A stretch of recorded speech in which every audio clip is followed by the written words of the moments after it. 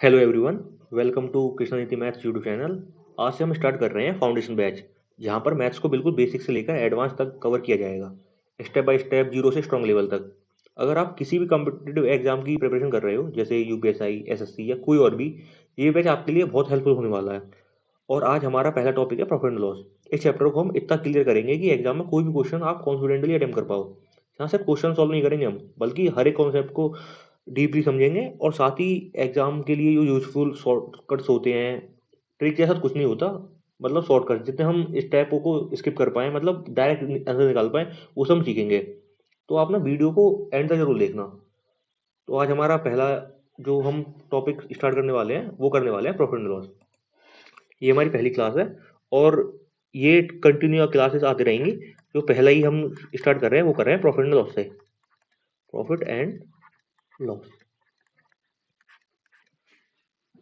मैं कौन हूँ, मैंने कितने एग्जाम क्लियर करे हैं, वो सब मैं आपको बाद में बताऊंगा। बस अभी आपका फोकस है मेरे कॉन्सेप्ट पे, मैं क्या पढ़ा रहा हूँ। अगर आपको अच्छा लगे तो आप इसे आगे भी जरूर शेयर करना। तो हम स्टार्ट करते हैं। सबसे पहले हमें ना कुछ बेसिक चीजें आनी चाहिए। बाकी ये सब मैं आपको परसेंटेज चैप्टर में सिखा दूंगा। जैसे कि एक को हम लिख सकते हैं 100%। कोई चीज़ या तो एक होती है, अपने आप में 100% होती है। दूसरा, एक बटे दो 50%। एक बटे तीन कितना होता है? तो सही, 1/3%। फिर आते हैं 1/4 पे। 1/4 25%। एक बटे पाँच, 1/5 होता है 20%। 1/6 16 सही, 2/3%। ये आपको थोड़ा बस ऊपर ऊपर से एक बार देख लेना है, इन्हें बार बार आप करते रहो, याद हो जाएगा आपको। फिर 1/7 पे आते हैं, 14 सही, 2/7%। 1/8 पे आते हैं, ये परसेंट है, 12 सही, 1/2%। 1/9 पे आते हैं, ये होता है 11 सही, 1/9%। 1/10 पे आते हैं, 10%। 1/11 पे आते हैं, ये होता है हमारा 9 सही, 1/11%। सॉरी, लाइन गलत कर दी, इसे हटा देता हूँ।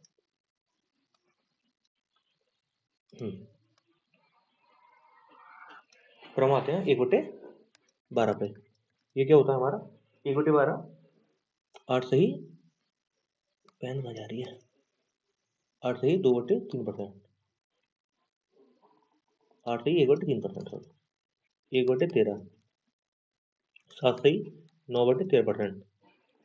1/14, 7 सही, 1/7%। ये परसेंट है। 1/15, 6 सही, 2/3%।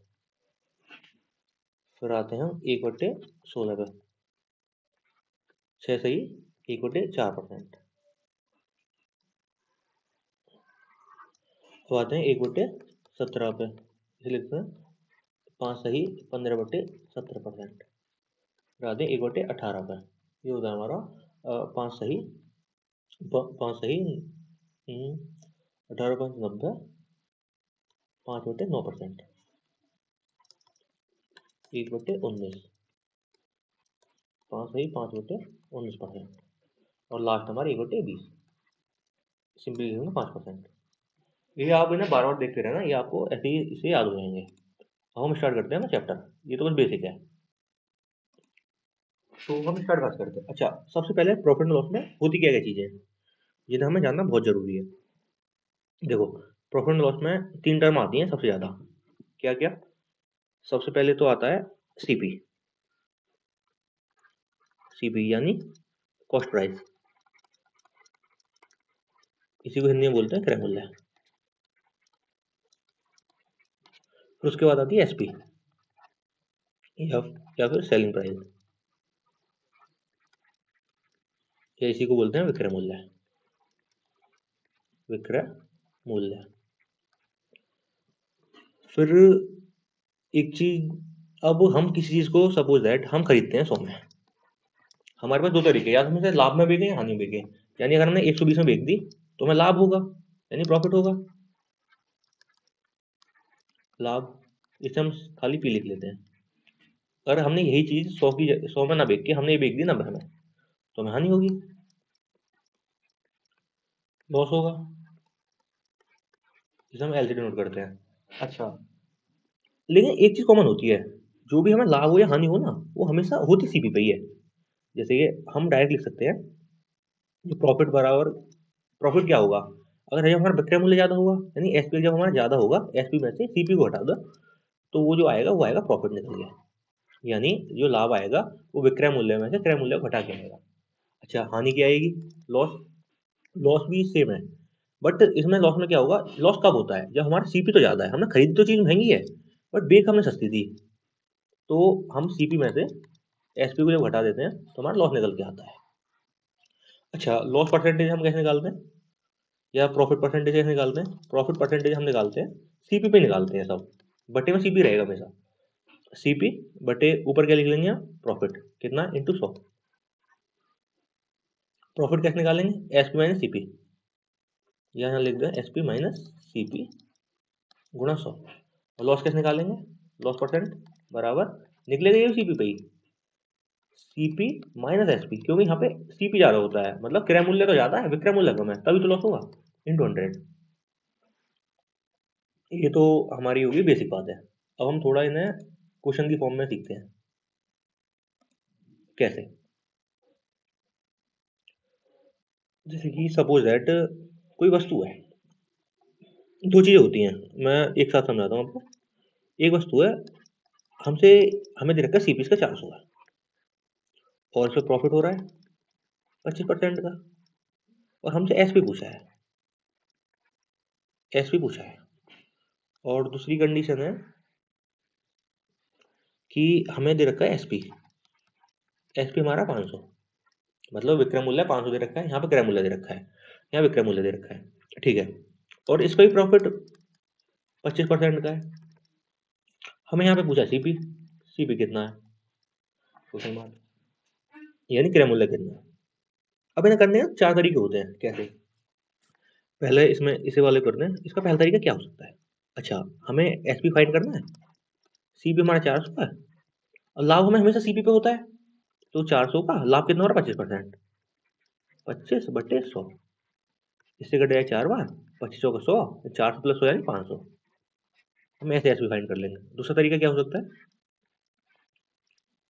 दूसरा तरीका क्या हो सकता है, देखो हमसे हमें क्या दे रखा है, हमें पता करना है एसपी, और हमें दे रखा है सीपी, और सीपी में हम लाभ परसेंट जोड़ दें, यानी 100, डायरेक्ट फॉर्मूला होता है 100 प्लस माइनस प्रॉफिट या लॉस बटे 100, ये एसपी निकल आएगा हमारा, यानी एसपी बराबर, यानी विक्रय मूल्य बराबर आ जाएगा सीपी यानी 400 गुणा, अगर प्रॉफिट है तो प्लस करेंगे और लॉस है तो माइनस करेंगे, इन 100 प्लस 25 का प्रॉफिट हो रहा है, यानी 125 बटे 100, इसे काटेंगे इससे 4 बार, 125 गुणा 4, एसपी बराबर कितना आ गया 500। दूसरा तरीका ये हो सकता है।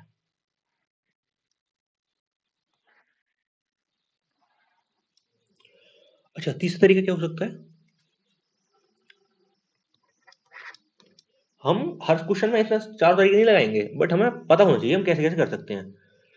तो तीसरा तरीका क्या हो सकता है, देखो सीपी है, सीपी को मान लो 100, और 25% का लाभ हो रहा है, तो एसपी कितना हो जाएगा 125, और सीपी कितना रहेगा, 100 की वैल्यू रखी 400, यानी कितना है 4 गुना, तो इसका भी 4, एसपी 4 गुना होगा, यानी 500 होगा, डायरेक्ट निकाल सकते हैं, या फिर ऐसा कर सकते हैं 400 सीपी है, सीपी के बटे में सीपी लिख लेंगे, 100 को लिख लेंगे, हमें पूछा गया है हमें 125 फाइंड करना है, ऐसे भी कर देंगे, ये 4 से काट के 4 बार गुणा,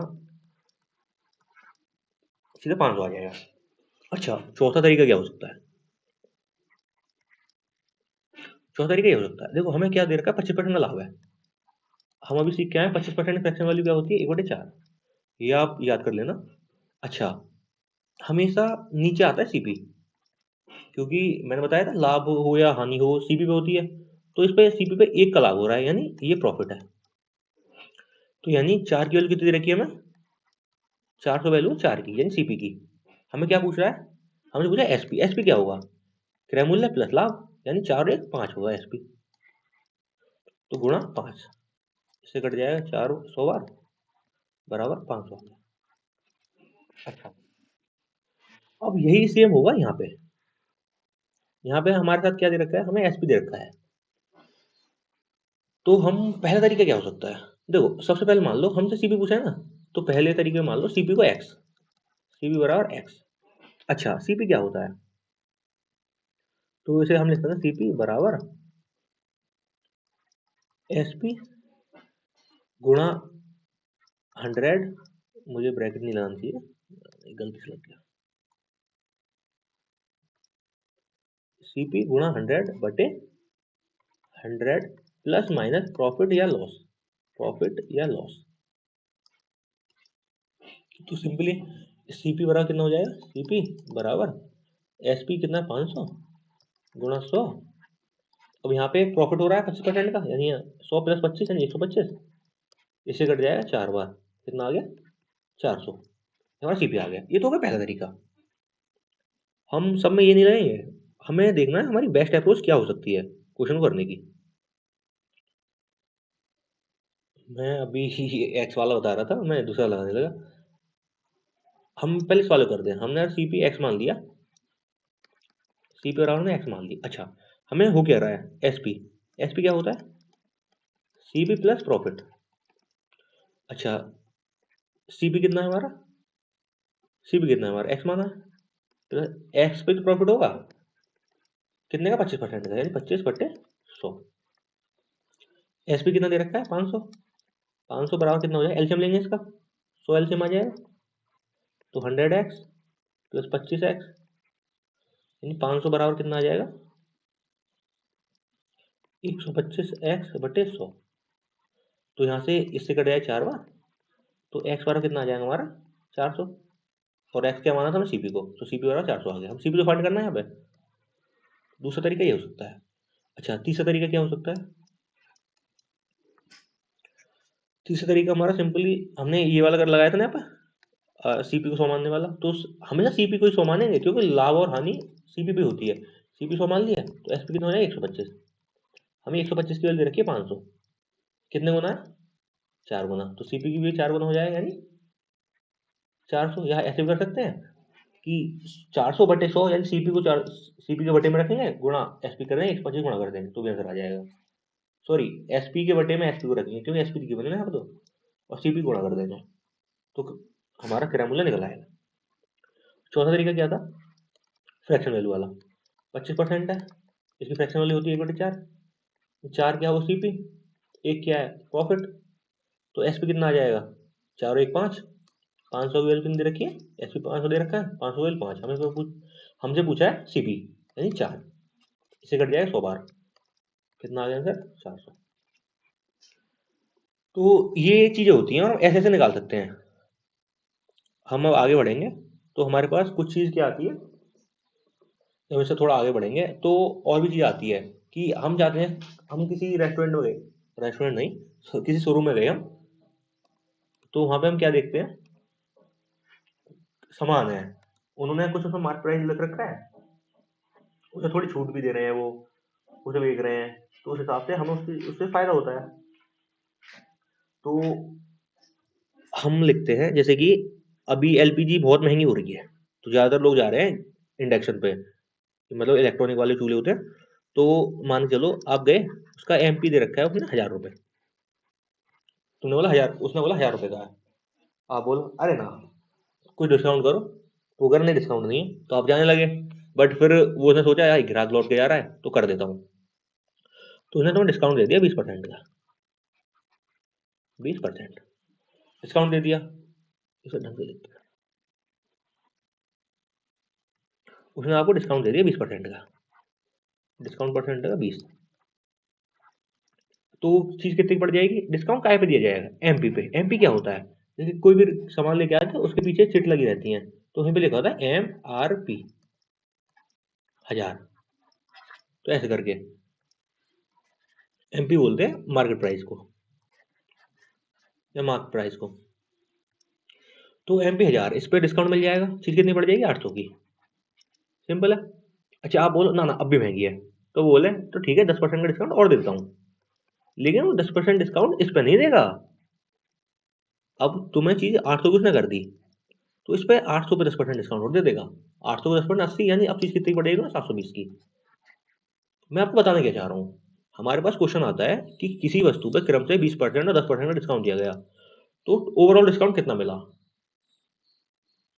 तो इसे निकालने के सिंपल कई तरीके होते हैं। पहला ये हो सकता है, आप मान लो MP 100। अच्छा, इस पे 20% का डिस्काउंट दे दिया पहला। कितना दे दिया? 20% का। 100 का 20% 20 ही होगा, और चीज कितने की होगी? 80 की। अच्छा, फिर उसने 10% डिस्काउंट दे दिया। अब 80 पे 10% डिस्काउंट मिलेगा। 80 का 10% कितना होगा? 8। तो इसमें से 80 में से 8 घटाएंगे, कितना आएगा? 72। तो डिस्काउंट मिल कितना गया? 100 की चीज थी, 72 की हो गई। तो अब कितने का डिस्काउंट मिल गया? 100 में से 72 घटा के 28 का। ओवरऑल ओवरऑल 28% डिस्काउंट मिल गया। पहला तरीका तो ये होता है। अच्छा, दूसरा तरीका क्या हो सकता है? हम उसके लिए करेंगे कि सपोज हमें दे रखा है ना 20% डिस्काउंट, इसे लिख लेंगे हम 1/5 फ्रैक्शन में। दूसरा दे रखा है 10%, इसे लिख लेंगे 1/10। अच्छा, कोई चीज पहले 5 की थी, डिस्काउंट देने के बाद 1 का डिस्काउंट दे दिया, अब 4 की बिकेगी। इसके नीचे लिखेंगे कोई, फिर उसके बाद 10 की चीज है, 1 का डिस्काउंट देकर 9 की बिकेगी। तो इसे सिंपल सॉल्व कर लेंगे। यहाँ कितना है? 50 गुणा करके 9 चौक 36। तो यानी 50 तो आ गए MP, 36 आ गया SP। यानी 50 की 36 में दे दी, तो डिस्काउंट कितने का मिला? 16 का। 50 पे परसेंटेज निकालने के लिए 100 गुणा कर देंगे, यानी 28% डिस्काउंट। दूसरा तरीका हमारा ये हो सकता है। अच्छा, तीसरा तरीका क्या हो सकता है? तीसरा तरीका होता है हमारा A plus B plus A into B upon 100। अच्छा, ये डिस्काउंट है ना, ये माइनस में आते हैं। मतलब डिस्काउंट दिया जा रहा है ना, घटाया जा रहा है ना, तो माइनस में ली जाती है वैल्यू। तो यानी -20 -10। अच्छा, -20 और -10 की गुणा होगी तो प्लस ही रहेगा, प्लस 20 गुणा 10 बटे 100। 0 0 कट गया। अच्छा, 2 बचे, यहाँ बचा -30 प्लस का 2, यानी हो गया -28। अगर -28 है तो मतलब डिस्काउंट है ना, माइनस में ही आएगा। इतने परसेंट में डिस्काउंट हो गया। तो ये 3 तरीके होते हैं डिस्काउंट को फाइंड करने के। तो हम और आगे बढ़ते हैं।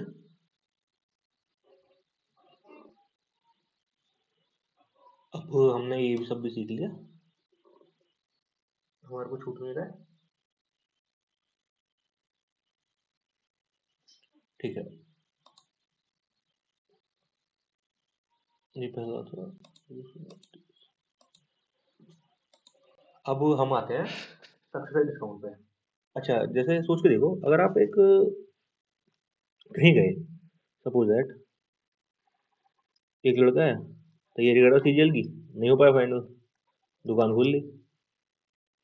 बट अब मैथ कहीं तो यूज में लाएगा, इतने सालों पढ़ा है वो। ठीक है, तो उसने दुकान खोला, उसने ऑफर दिया कि पहली छूट है 30% की, कि 30% का डिस्काउंट, और दूसरा डिस्काउंट दे रहा, सॉरी, पहला 70% डिस्काउंट, फिर दूसरा दे रहा है 30% का। अच्छा, पहला डिस्काउंट है 60% का, दूसरा दे रहा है 40% का। ये ए है, ये बी है, ये सी है, और एक डिस्काउंट है 50% का, दूसरा भी 50% का, और चौथा डिस्काउंट है यहाँ पे दे रहा है 40% का, फिर दे रहा है 60% का। अच्छा, आप ग्राहक हो, तो आप कौन सा डिस्काउंट ऑफ करोगे? देखो, मान चलो पहले इसे सोल्व करते हैं। पहली चीज 100 की थी, 100 पे 70 का डिस्काउंट मिल गया, तो चीज कितनी आएगी? 30 की। अच्छा, 30 पे भी 30% डिस्काउंट मिल गया, 3 दिया 9, तो अब चीज कितनी बची? 21 की। ये क्या बचा? ये एसपी है, ये किस परसेंट में मिल जाएगी चीज? अच्छा, पहला डिस्काउंट 60% का, अगर 100 की चीज 60% डिस्काउंट मिल गया, चीज कितनी बची? 40 की। अब 40 पे तो 40% का डिस्काउंट मिल जाए, ये 4 चौक 16, 40 से 40% 16 आएगा, चीज कितने की हो गई? 24 की।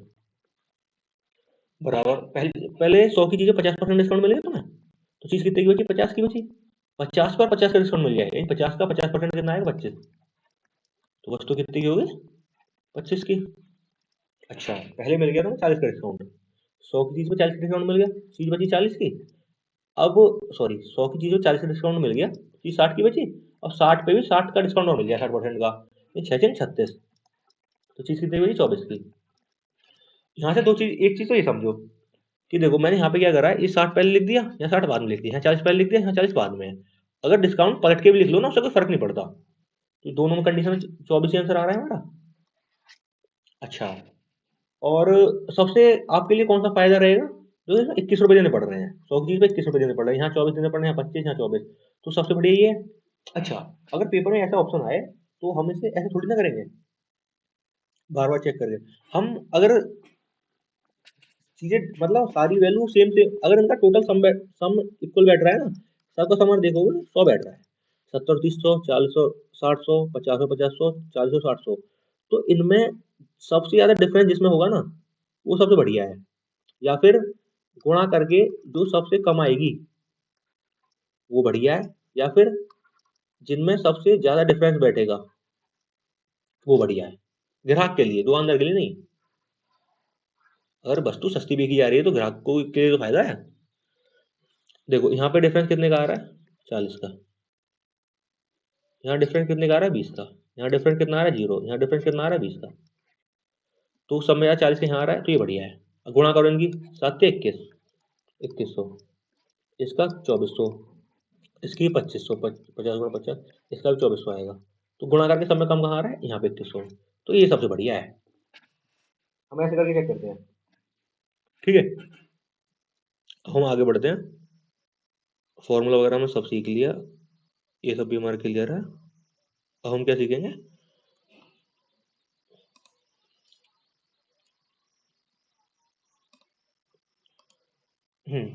अब हम आते हैं अपने क्वेश्चन पे। अच्छा, हमारे यहाँ क्वेश्चन आ जाए सपोज दैट कि पहले दिया जा रहा है 25% का डिस्काउंट, फिर देना है 20% डिस्काउंट, फिर देना है 10% का डिस्काउंट। इसे आप कैसे करोगे? इसे करने के लिए 3 तरीके हो सकते हैं। देखो, पहला तो यही है कि पहले मान लो 100 की चीज है, वो 25% डिस्काउंट दे दे, 75 की हो जाएगी। 75 और 20% डिस्काउंट दे दो, 75 और 20% कितना आएगा, 15। वस्तु की 60 की, अब 60 पे दे दिया 10% डिस्काउंट, 60 10% 6, तो वस्तु कितनी हुई, 54 की। पहला तरीका तो यही हो जाएगा। दूसरा क्या हो सकता है, इनका फ्रैक्शन वैल्यू लिख लो। 25 की फ्रैक्शन वैल्यू 1/4, 20 की 1/5, 10 की 1/10।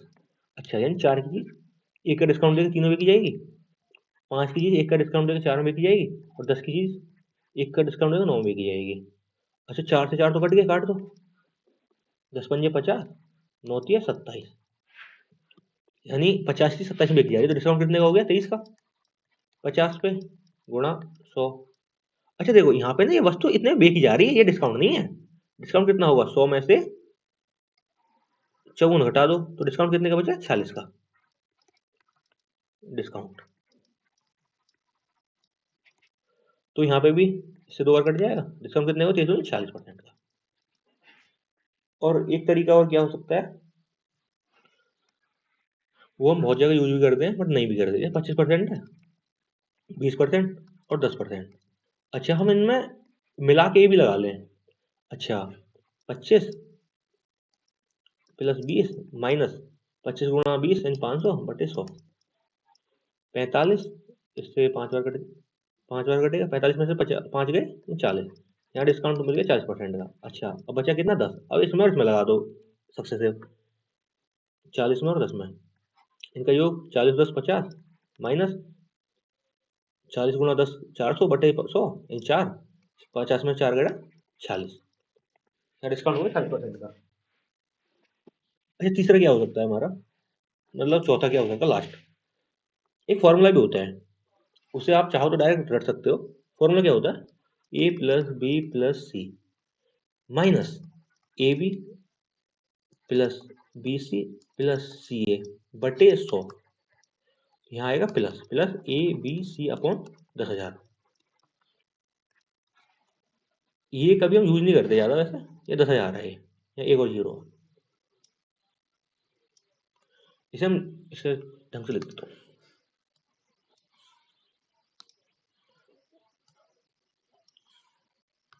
इसे हम कम यूज करते हैं, मतलब यूज तो करते ही नहीं है, बट कभी कभी ऐसा होता है कि आंसर इसी फॉर्म में आ जाता है, फॉर्मूले फॉर्म में, तो तब ये कभी काम आ जाता है। अच्छा, अब ना हमारा लास्ट कॉन्सेप्ट है, और बहुत जरूरी है, क्वेश्चन हम कल से करेंगे अगली क्लासेस से, और ये बहुत जरूरी है। हमने एक चीज सुनी होगी, डायरेक्ट सुनते हैं कि एमपी से सीपी का रेशो होता है 100 प्लस प्रॉफिट बटे 100 माइनस डिस्काउंट। ये आता कहाँ से है? ये ज्यादातर सबको पता होगा जिन्होंने पहले पढ़ा हुआ है, बट ये आता कहाँ से है? समझते हैं। देखो, एक चीज होती है सीपी, एक होती है एसपी और एक होता है एमपी। अच्छा, जो प्रॉफिट होता है ना, अगर हम एसपी में से प्रॉफिट घटा दें तो सीपी आ जाएगा। अगर हम एमपी में से डिस्काउंट घटा दें तो एसपी आ जाएगा। जैसे कि फॉर एग्जांपल मैं आपको बता दूं, जैसे कि कोई वस्तु है, उसका सीपी है 500 और प्रॉफिट है उस पर 10%, तो एसपी कितना होगा? हम डायरेक्ट निकाल सकते हैं। सीपी का 10% 50, 50 को 500 में जोड़ देंगे, 550 आ जाएगा एसपी। या फिर हम ऐसे तो कर सकते हैं सर, हम क्या कर सकते हैं इसमें डायरेक्ट, जो होता है कि हमें क्या निकालना है, हमें एसपी फाइंड करना है। तो एसपी बराबर होगा सीपी गुणा 100 प्लस या माइनस प्रॉफिट अपॉन 100। निकाल सकते हैं ना? अच्छा, अगर हमें दे रखा, अब दूसरी कंडीशन ये ले लो, हमें डिस्काउंट में दे रखा है, मान लो कोई वस्तु है उसका एमपी है 1000, 1000 मान लेते हैं, और उसका डिस्काउंट है 20%। हमें एसपी पूछा है, तो एसपी कैसे निकाल सकते हैं? एमपी का 20% निकालो, 200, 200 को 1000 में से घटा देंगे तो एसपी बचेगा 800। या फिर हम ऐसे तो कर सकते हैं, एसपी बराबर होगा एमपी गुणा 100 माइनस डिस्काउंट बटे 100। ये तो कर रहे हैं यहाँ पे। अगर हमने यहाँ पे करा क्या है, हमने यहाँ पे एक तो किया 1000 गुणा 100 में से 20 घटा के 100 माइनस 20 बटे 100। यहाँ पे तो हम ये कर रहे हैं, फॉर्मूला में लिख दिया हमने। अच्छा, हम दोनों कंडीशन में निकाल एसपी रहे हैं, क्या हम इन दोनों को बराबर रख सकते हैं? रख सकते हैं बिल्कुल। यानी ये हो जाएगा सीपी बराबर, सॉरी सीपी गुणा 100 प्लस माइनस, जब हम प्रॉफिट में बात कर रहे हैं ना, प्रॉफिट प्लस ही रख लेते हैं अभी, बराबर एमपी 100 माइनस डिस्काउंट बटे 100। 100 कट जाएगा तो सीपी अपॉन एमपी का रेशो आ जाएगा, सीपी हो जाएगा हमारा 100 माइनस डिस्काउंट, ये नीचे चला जाएगा 100 प्लस पी, 100 प्लस प्रॉफिट। तो ये आ गया हमारा सीपी से एमपी का रेशो। सिंपल है। आप सब ये चीज समझ गए होंगे और बहुत अच्छे समझ गए होंगे। तो आज की क्लास को यहीं पे खत्म करते हैं। अब कल से हम इनके अकॉर्डिंग क्वेश्चन ले आऊंगा मैं, जो भी मुझे कराने रहेंगे इस पे बेस पे। तो आपको अगर क्लास पसंद आई हो तो लाइक करना, और मैं एक टेलीग्राम चैनल बना लूंगा, उस पर सारी चीजें शेयर कर दिया करूंगा। तो आज की क्लास हम यहीं पे रखते हैं। आज के लिए थैंक यू। और कल, अब मैं रेगुलर बेस पे क्लास ही डालूंगा क्योंकि मेरे एग्जाम से फिनिश हो चुके हैं, तो हम अच्छे से करेंगे। Bye, take care.